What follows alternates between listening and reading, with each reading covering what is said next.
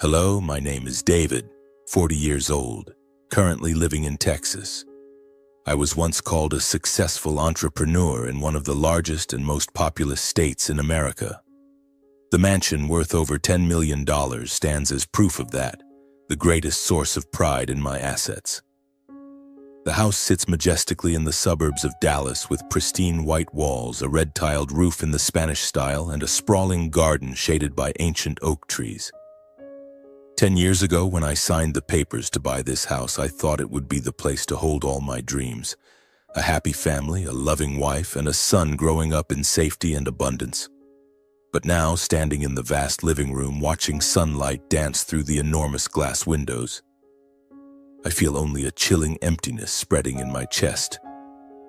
Everything seems to be slipping through my fingers like dry sand sifting through the gaps. I used to be a confident man, always flashing a victorious smile whenever I closed a $1 million deal. The software company I built from scratch had propelled me to the top with glowing articles, firm handshakes from major partners, and admiring glances from friends. I thought I was invincible. But now, my business is plummeting. Old partners are turning their backs, major clients are pulling their investments, and the glaring red numbers on the balance sheet feel like daggers cutting into my pride. I've had to fly everywhere, from New York to California, even to Europe, in search of opportunities to salvage things. Each business trip takes me further away from my family, from Laura and Ethan, leaving them in the grand but increasingly empty mansion. Laura, the woman I married 11 years ago, was once the light of my life. She was beautiful, sharp-witted, with golden blonde hair and a smile that made me forget all my exhaustion. I still remember the moment she held my hand under the sunset on Galveston Beach when I knelt down to propose and she cried, embracing me, promising to stay by my side no matter what. But now, that light seems to have faded. Laura has changed. She's no longer the gentle woman who used to sit beside me, listening to me talk about my grand dreams. Instead, there are cold glances, curt responses, and sometimes thinly veiled disdain.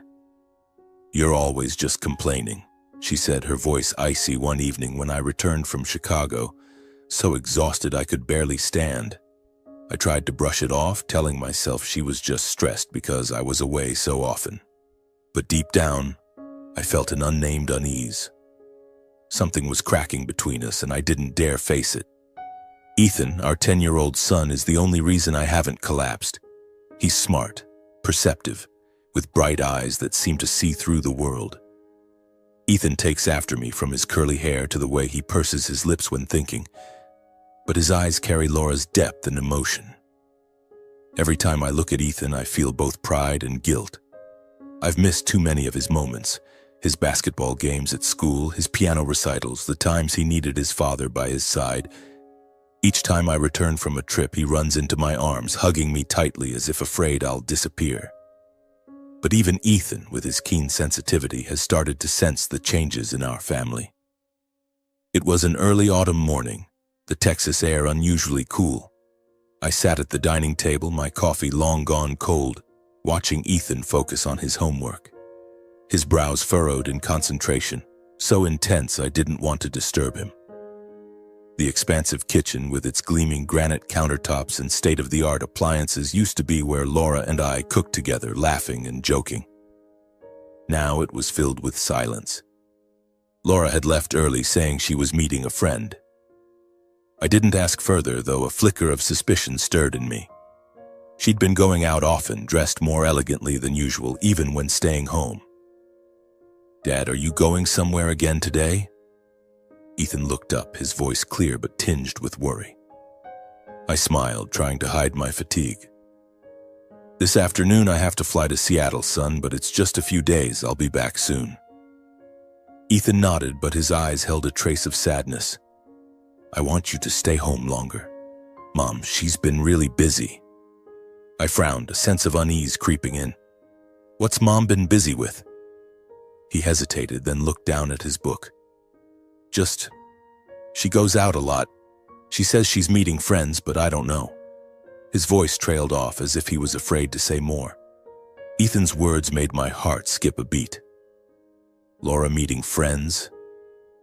That wasn't unusual, but the way Ethan said it, his hesitation made me feel something was off. I wanted to ask more, but my phone buzzed, a call from a partner in Seattle. I stood, patting Ethan's shoulder. "I'll talk to Mom, okay? Now finish your homework, son." He nodded, but his eyes followed me as I left the room. I stepped outside to the garden where Ethan used to run and play with our dog, Max.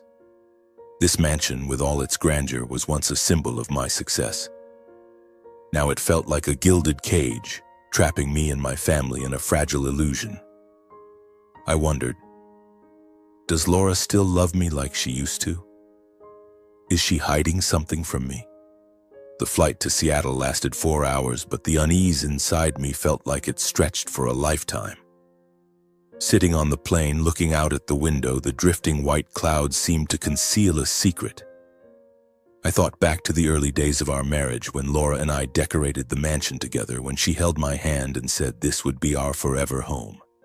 But now those memories were shrouded in fog.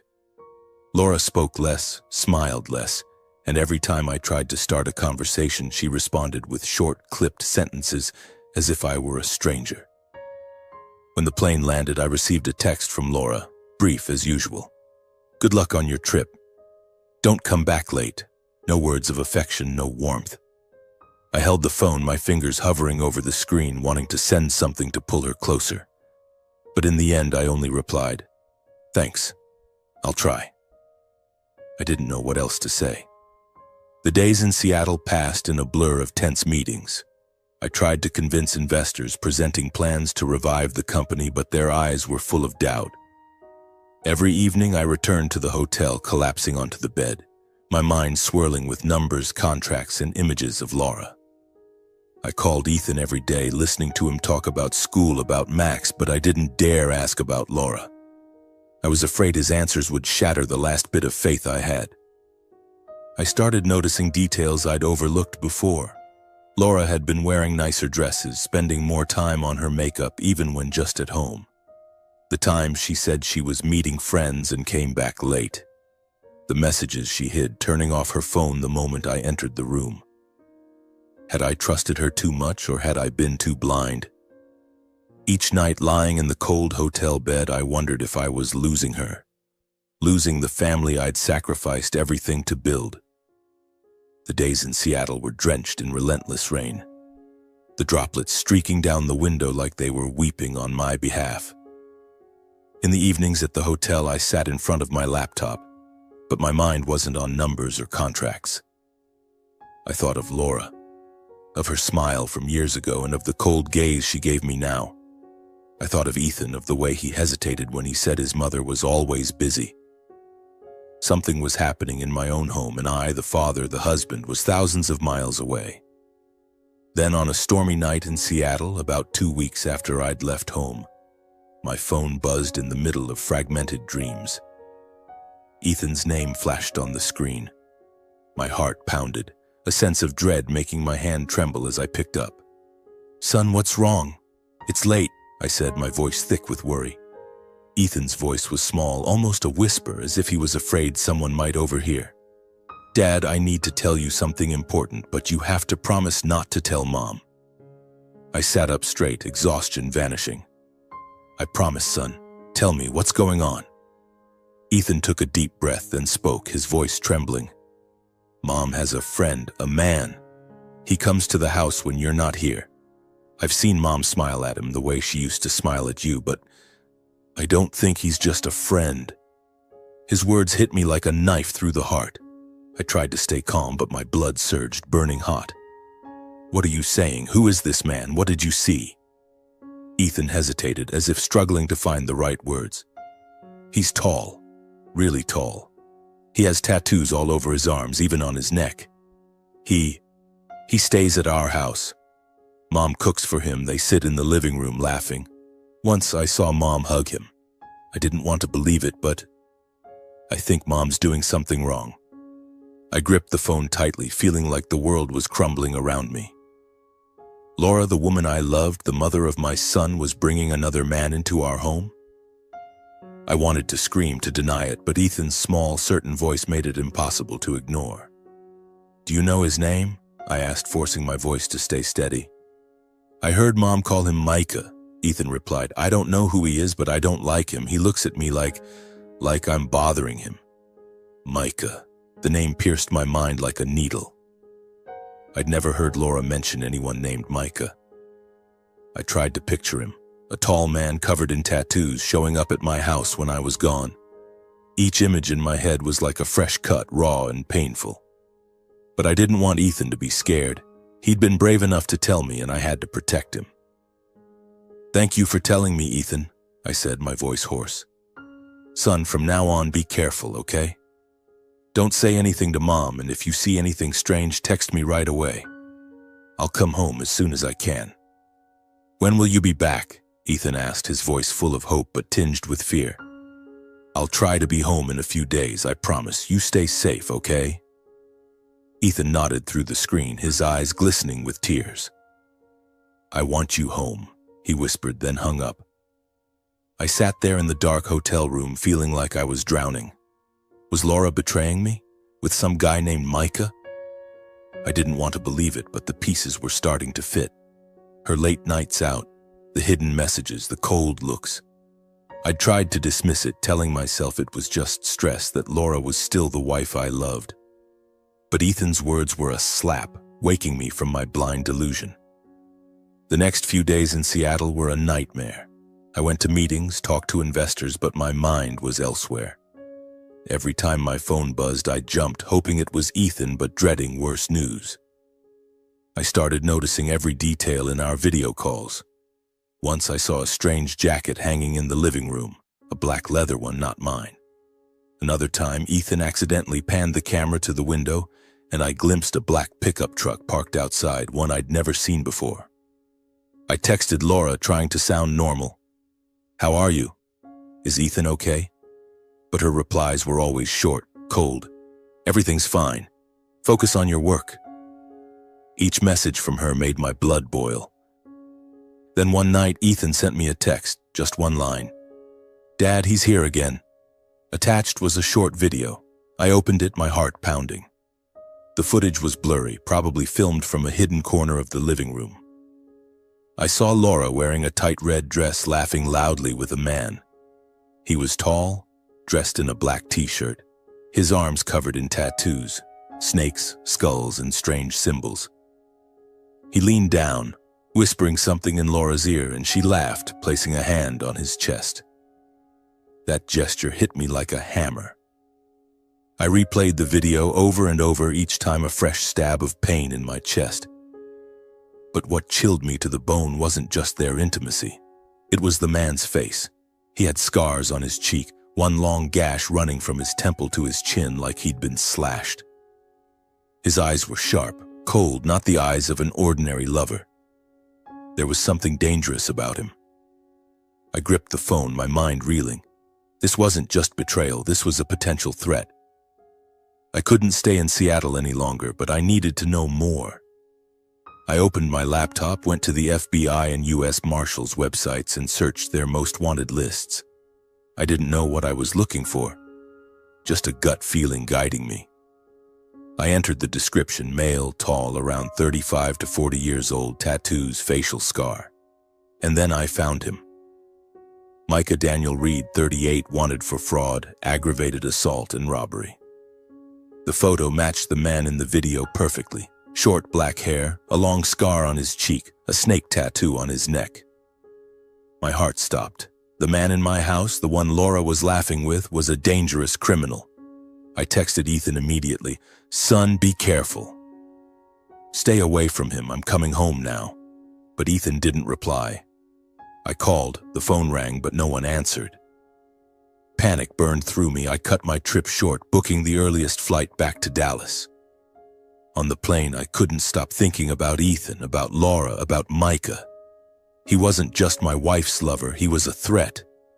And I, the father, the husband, had let him walk into my home. The plane touched down at Dallas-Fort Worth Airport in the thick of night. I gripped the armrest, my heart pounding, my mind swirling with images of Ethan and Micah, the wanted criminal with his terrifying scars and tattoos. The last text I sent Ethan still went unanswered. I called again, the phone ringing endlessly with no response. Each passing second felt like a knife twisting in my chest. I had left my son in that house with a wife I no longer recognized and a dangerous man. I, David, who once thought I controlled everything, was now a powerless man racing against time to save my family. I bolted out of the airport, jumping into the first taxi I saw. "Highland Park, as fast as you can," I nearly shouted at the driver. He nodded, sensing the panic in my voice, and asked no questions.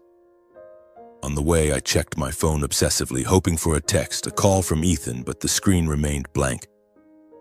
I pictured my mansion, the white walls, the oak-shaded garden, once our sanctuary. Now it felt like a trap, holding my son captive with a criminal and a betraying wife. When the taxi stopped in front of the mansion's gate, I barely recognized my own home. The iron gate stood silent, the streetlights casting eerie shadows of swaying trees, as if whispering of some horrific secret. I paid the driver, stepped out, and immediately noticed something wrong. The front door was locked. I always left it unlocked when coming home, and Laura knew that. I knocked, calling out loudly, "Laura! Ethan! Open the door!" No response, only the whistle of wind through the trees. Panic seared through me. I fumbled for my key, but the lock wouldn't budge. Someone had changed it. A chill ran down my spine. I pounded on the door harder, nearly frantic. "Laura! Ethan!" Then I heard it. A faint, desperate cry from inside, small but unmistakable. It was Ethan's voice. "Dad, help me!" Adrenaline surged through me. Without thinking, I ran to the back of the house, grabbing a large stone from the garden. The glass door to the living room was the weakest point. I hurled the stone, the crash of shattering glass piercing the night, shards scattering across the floor. I climbed through the broken frame, ignoring the sharp edges slicing into my hands. Blood dripped, but I felt no pain. Only one thought consumed me: save Ethan. The house was dark inside, lit only by the dim glow of hallway lights. I raced through the living room, past the leather chairs where we used to gather for movie nights, now empty and cold. Ethan's cry for help echoed again from upstairs. I sprinted up the staircase, my heart pounding like it would burst. At the second-floor hallway, I heard Laura's voice. Not the gentle one I once loved, but a cold, cruel tone. "That's what you get for betraying your mother," she said, each word like a blade. I shoved open the door to the master bedroom, the room where Laura and I once shared dreams and vows of love. The sight before me froze me in place. Ethan was tied to a chair, ropes binding his wrists and ankles tightly. His face was pale, his eyes red from crying, but they lit up when he saw me. "Dad!" he screamed, his voice choked with sobs. Laura stood a few steps away, wearing a tight red dress, her blonde hair disheveled. Beside her was Micah, the man from Ethan's video, tall, covered in tattoos, with a long scar across his cheek. He held a knife, its blade glinting silver under the light. He looked at me, his eyes cold as a snake's, and smirked. "So the husband's back," he said, his voice low and menacing. I didn't look at Micah. My eyes locked on Laura. "Laura, what are you doing?" I roared, my voice trembling with rage and pain. "This is our son. What are you letting him do to Ethan?" Laura turned, her eyes devoid of warmth, filled instead with contempt, as if I were a failure not worth her attention. "You wouldn't understand, David," she said, her voice like ice. "You're always busy abandoning me and Ethan. Micah gives me what you never could." Her words hit like a punch to the face.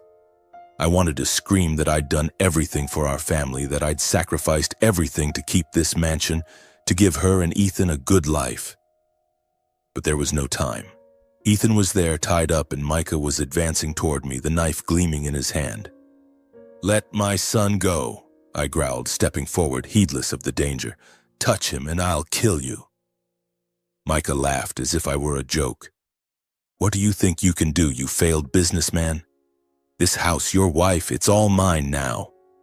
He swung the knife not to strike but to intimidate, but I didn't back down. I charged, shoving Laura aside, and tackled Micah. We grappled, and I grabbed his wrist, trying to stop the blade. He was stronger than I expected, his muscles like cold steel. I heard Ethan yell, "Dad, be careful!"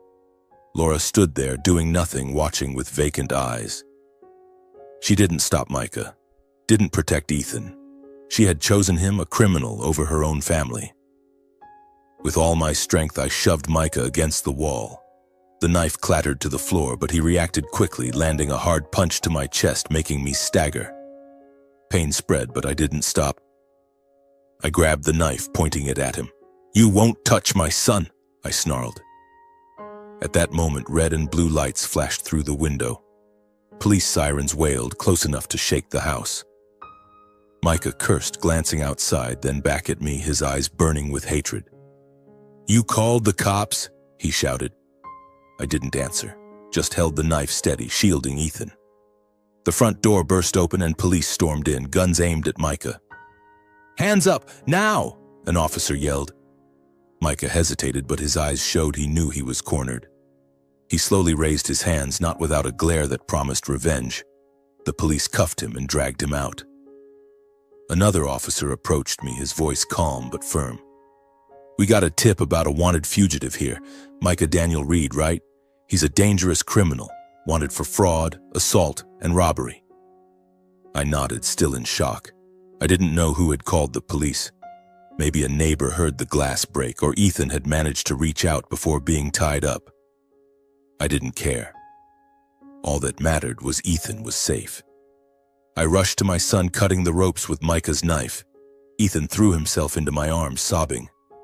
"Dad, I was so scared. I thought I'd never see you again." I held him tightly, feeling his small body tremble. "I'm here, son. I won't let anyone hurt you again." Laura stood there, her face pale, eyes wide with panic. When the police mentioned Micah's true identity, she stumbled as if slapped. He's a criminal?" she stammered, her voice shaking. Then she turned to me, tears streaming down her face. "David, I didn't know. I swear I didn't know. I only wanted Micah to scare Ethan. You have to believe me." I looked at her, the woman I once loved more than myself. But now, I saw a stranger. She had let a criminal into our home, stood by while he tied up our son, and spoken cruelly to Ethan. "Laura," I said, my voice cold, "you chose him. You betrayed me, betrayed Ethan. I have nothing left to say to you." She collapsed, sobbing, begging for forgiveness. "David, don't leave me. I was wrong. I'm sorry. We can start over." But I shook my head, pulling Ethan to his feet and walking out of the room. I couldn't look at her for another second. My love for Laura had died the moment I saw her stand by while our son was tied up, doing nothing. The police took Micah away, and an officer stayed to take my statement. I recounted everything: Ethan's video, the information I found on the FBI website, and what had just happened. Ethan sat beside me, clutching my hand as if afraid I'd vanish. He had seen too much, faced fears no child should endure. I blamed myself for not coming home sooner, for trusting Laura too much, for letting my son fall into danger. As the police left, dawn broke. The first rays of sunlight filtered through the broken windows, illuminating the debris-strewn floor. The luxurious mansion, once my pride, was now a wreck, not because of the shattered glass or scattered furniture, but because my family was broken. I hugged Ethan, whispering, "I'm sorry, son. I let things go too far." Ethan looked up, his eyes still red but resolute. "It's not your fault, Dad. I just want to be with you." His words choked me up. I knew that despite everything falling apart, I still had Ethan, and I would do anything to protect him, to rebuild our lives. But first I had to face Laura and what was left of our marriage. The days that followed were an emotional storm. Laura didn't stay in the mansion. After the police took Micah away, she left, saying she needed time to think. I didn't stop her. I couldn't look into her eyes without seeing her standing by while Ethan was tied up, without recalling the harsh words she spoke to our son. Every time I thought about it, a surge of anger mixed with profound pain welled up inside me. I had loved Laura, had spent 11 years building a family with her, but she had destroyed it all with her callousness and betrayal. I took Ethan to stay temporarily with my mother in the Dallas suburbs for a few days, to shield him from the horrific memories tied to the mansion. My mother, with her silver hair and worried eyes, held Ethan tightly, whispering words of comfort. But I could see he was still quiet, his eyes carrying a sadness no 10-year-old should bear. I made a silent vow to myself. I would do everything to bring back his smile. A week after the incident, I decided to file for divorce. I met with my lawyer, James, a middle-aged man with a deep voice and sharp eyes. "David," he said, "are you sure you want to go through with this? Divorce will be complicated, especially with assets like the mansion." "I'm sure," I replied firmly. "Laura is no longer my wife. She betrayed me, betrayed Ethan. I just want this over and to protect my son." James nodded, jotting something down. "You need to brace yourself. Laura might demand a share of the assets, and the $10 million mansion will be a big target. Do you want to keep it?" I thought about the mansion, the white walls, the oak garden, the happy memories now tainted. It had been my dream, but now it was just a reminder of failure. "If I have to split assets to end things with Laura, I will," I said. "But I want Ethan safe, in an environment free from her shadow." James nodded, promising to prepare everything for the court. But deep down, a nagging worry lingered. Laura wasn't one to give up easily. She had changed, but I knew her. Sharp, determined, and sometimes ruthless. She would fight for what she wanted, and I wasn't sure I was ready to face her. The court date arrived faster than I expected. That morning, I stood before the mirror, adjusting my tie, trying to hide the exhaustion on my face. Ethan sat at the dining table wearing his favorite blue shirt, looking at me with eyes both anxious and trusting. "Dad, will everything be okay today?" he asked, his voice small but steady. I smiled, though my heart was heavy. "Everything will be fine, son, I promise. You don't have to go to court, but if you want, I'll take you." Ethan nodded. "I want to go. I want to be with you." I took his hand, feeling the small but strong grip of my son. He had been through so much, and I knew his presence would give me the strength to face Laura.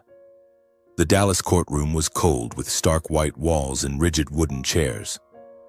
Laura sat across the room, dressed in a simple black dress, but her eyes remained icy. She didn't look at me or Ethan, only at the judge, as if trying to maintain a facade of calm. Her lawyer, a young woman with a sharp voice, stood and presented Laura's demands: an equal share of the assets, including the $10 million mansion and custody of Ethan. Hearing that, I clenched my fists under the table. Custody of Ethan? She dared to ask for that after what she'd done? I glanced at Ethan beside me, his eyes filled with anger but also resolve. I knew he would never agree to live with Laura, not after what he'd witnessed. James stood, countering calmly but incisively. "Your Honor," he said, "Mrs. Laura committed marital infidelity, allowed a wanted criminal into their home, and was complicit in endangering their son, Ethan.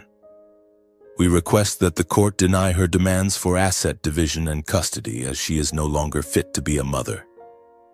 The courtroom fell silent, save for faint whispers from the back. Laura bowed her head, but I saw her hands clench, as if restraining her anger. Her lawyer stood, her voice rising. "Your Honor, my client was unaware of the man's criminal history. She was a victim of deception. She has a right to her share of the marital assets, especially the mansion where she lived for 11 years. My blood boiled. A victim? Laura was no victim. She chose Micah, let him into our home, stood by while he tied up Ethan. I wanted to stand and scream at her, but James put a hand on my shoulder, whispering, "Stay calm, David. Let the court handle it." The judge, an older man with a stern gaze, asked both sides to present further evidence. I recounted everything: Ethan's video, the FBI information about Micah, and the horrific scene in the mansion that night. When questioned, Laura repeated that she didn't know Micah was a criminal, that she was lonely because I was always away. But her voice trembled and her eyes wavered. She knew she was wrong, but she wasn't truly remorseful. After reviewing the evidence and statements, the judge spoke, his voice loud and clear. "Regarding custody, given Mrs. Laura's actions and behavior, her request for custody post-divorce is unacceptable. As for the assets, specifically the $10 million house, the court recognizes that Mrs. Laura has legal rights and obligations concerning the division of marital property. Therefore, she is entitled to a portion of the asset's value under the law. I felt this was fair enough. As long as Ethan stayed with me, that was all that mattered. The division of assets no longer felt important. But then, Ethan suddenly stood up. The small 10-year-old boy spoke clearly and boldly, stunning the courtroom. "Your Honor," he said, "the mansion Mom wants to split isn't marital property. That house has belonged to me for a long time." I stared at Ethan, shocked, speechless. Laura turned, her eyes wide as if she couldn't believe her ears. "Ethan, what are you saying?" she asked, her voice shaking. Ethan looked straight at the judge, unafraid.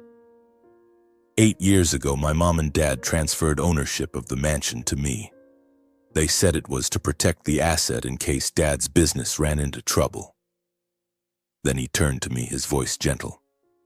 "Dad, don't you remember you used to tell me about it years ago?" The courtroom erupted in murmurs. The judge frowned, asking Ethan to elaborate. I felt like a bear waking from a long hibernation. 8 years ago? I racked my brain, and then, like a bolt of lightning, it hit me.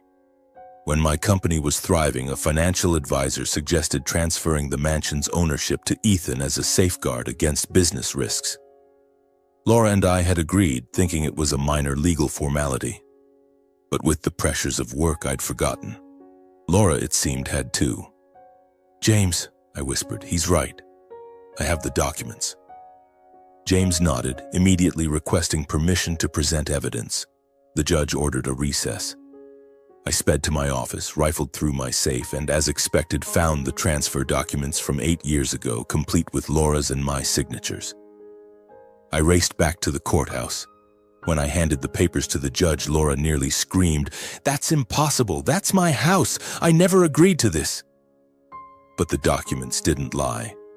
The judge reviewed them carefully, then declared, "The mansion in Highland Park, Dallas is legally owned by Ethan, not marital property. Mrs. Laura's request for asset division is denied. Regarding custody, based on the events, the court awards full custody of Ethan to Mr. David." Laura burst into tears, collapsing into her chair, covering her face. "David, please," she begged, her voice breaking. "Don't do this. I'm sorry, I don't want to lose everything." I looked at her, but all I felt was disappointment. "Laura," I said, my voice calm but cold, "you lost everything the night you let Micah tie up Ethan. You chose him, chose your selfishness over our son. Now you have to pay the price." Ethan spoke up softly, his voice cutting through the tense air. "Mom, I wish you happiness. Dad and I will be fine. Don't worry." I took Ethan's hand and led him out of the courtroom. Laura was still crying, calling my name, calling Ethan's, but I didn't look back. Ethan held my hand tightly, walking with a resolve I didn't expect from a 10-year-old. As we stepped out of the courthouse, Dallas's bright sunlight poured down, but the storm in my heart had passed. I looked at Ethan, and he looked back, giving me a small smile, the first I'd seen since that horrific night. We returned to the mansion. The broken glass had been cleared, but the air inside still felt heavy. I stood in the living room, looking out at the oak garden through the new glass window. "You and I won't let anyone hurt us again," I said, my voice soft but certain. Ethan nodded, standing beside me. "I know, Dad. I just need you." I hugged him, feeling my heart slowly warm again. Laura had lost everything, not just the mansion, not just her family, but her dignity. She left the courthouse empty-handed, carrying the shame of her affair with a wanted criminal. But Ethan and I, we still had each other. And that was all that mattered. The first few weeks after the trial were an eerie quiet. The mansion, still splendid with its white walls and Spanish-style red-tiled roof, no longer felt like a home. Every corner stirred memories. Laura's laughter as we painted the living room together, cozy family movie nights, and the haunting image of Ethan tied up, his eyes filled with fear. I wanted to leave, to sell the mansion and start anew somewhere untainted by the past. But whenever I looked at Ethan, I saw that he still loved this house. To him, it wasn't just property, it was the place where he'd fought to protect us, where he'd proven his strength. "Dad, I don't want to leave," Ethan said one afternoon as we sat in the backyard under the oak tree's shade. He held a stick, drawing circles in the dirt. "This house is ours. Mom may have done wrong, but I want to keep it, to remember that we got through it all." His words choked me up. Ethan, though only 10, was more mature than I'd realized. He wasn't just a child needing protection, he was the one who'd saved me, reminding me of the strength of family. "All right, son," I said, ruffling his hair. "We'll stay, but we'll make this house our own." I started with small changes. I hired painters to cover the cold white walls with warm hues, soft yellow, beige, and olive green. I replaced all the glass doors and windows, unwilling to let any shards from that horrific night remain. Ethan and I rearranged the living room together, hanging his school artwork and adding a new bookshelf for the science books he loved. The mansion slowly took on a new life, no longer Laura's shadow, but a place that belonged to Ethan and me. My business, after months of spiraling downward, showed signs of recovery. The grueling business trips had planted seeds for new connections. A month later, an investor from Seattle who'd once been skeptical called me. "David," he said, his voice deep but friendly, "I reviewed your plan. I think we can work together. Send me a detailed proposal and we'll get started." I could hardly believe my ears. After months of despair, this was the first glimmer of hope. I dove into work not for ambition or fame anymore, but for Ethan. I wanted him to see his father wasn't a failure, that I could rise from the ashes. I worked from home in the small upstairs office to stay close to Ethan. Each evening, as he did homework at the dining table, I sat across from him, checking emails and chatting about school or his dream of becoming a scientist. But not every day was easy. Some nights I woke drenched in sweat, haunted by dreams of Laura's cold stare in the living room or Micah's gleaming knife. Ethan had his quiet moments too, sitting alone in the backyard staring into the distance. I knew he was still haunted by what happened. Once I caught him looking at the video he'd secretly recorded of Laura and Micah. "I just wanted to make sure it's really over," he said, his voice trembling. I hugged him, whispering, "It's over, son. I'm here and I won't let anyone hurt you again." To help Ethan cope, I took him to see a therapist. Mrs. Anna, an older woman with a gentle voice, helped him express the emotions he'd buried. After a few sessions, I noticed him smiling more, sharing funny stories from school. "You know, Dad," he said one day as we walked Max, "Mrs. Anna says I'm really strong. I protected you, didn't I?" I stopped, looking into his eyes. "You didn't just protect me, Ethan, you saved me. Without you, I don't know where I'd be." He grinned, a bright smile I hadn't seen in too long. "So we're a team, right?" "Absolutely," I said, squeezing his hand, "an unbeatable team." Our lives slowly found a rhythm. My company secured a new contract with the Seattle investor, and the red numbers on the balance sheets began to fade. I no longer had to travel constantly, leaving Ethan behind. I spent more time with him, taking him to basketball games, doing science experiments in the backyard, or simply reading together under the warm glow of a lamp. The mansion, once a gilded cage, became a place filled with laughter and hope. But Laura didn't entirely vanish from our lives. One day, months after the trial, I received a letter from her. No return address, just a white envelope with her familiar handwriting. I opened it, my heart racing, unsure what to expect. The letter was brief, but each word cut deep. "David, I know I don't deserve forgiveness. I was wrong, led astray by loneliness, and I hurt you and Ethan. I'm not asking you to take me back. I know that's impossible. But I want you to know I regret it. I'm trying to rebuild my life somewhere far away. Please take care of Ethan. He's the best thing we ever had. Laura." I read the letter, then folded it, unsure how to feel. Part of me wanted to tear it up, to erase Laura forever. But another part, the one that still remembered our happy days, felt a pang of pity. She had paid a price, losing her family, the mansion, her dignity. I didn't forgive her, but I no longer hated her either. I just wanted to move forward. I didn't show Ethan the letter, he didn't need more wounds, but I told him his mother had written that she was trying to start over. He nodded, saying nothing, but his eyes told me he was ready to leave the past behind. Our story doesn't end here. Life goes on with new challenges, sunny days and rainy ones too. But I know that as long as Ethan is by my side, I can face anything. The mansion, my business, the scars in my heart, they're all part of our journey. And together, Ethan and I will keep writing our story.